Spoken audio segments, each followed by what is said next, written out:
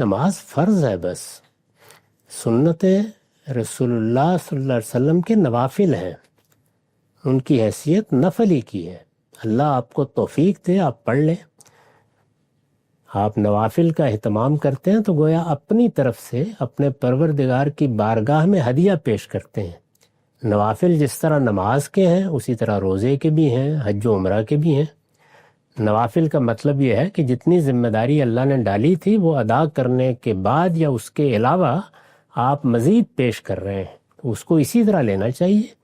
ताकीद इस पहलू से नहीं की गई कि वो कोई फ़र्ज़ कर दी गई हैं, बल्कि वो दो नफल आदमी उठता है नमाज की तैयारी के लिए पढ़ता है, इसलिए उनकी पसंदीदगी का इजहार है। ये ताकीद असल में इस्तेहबाब या पसंदीदगी का इजहार होता है।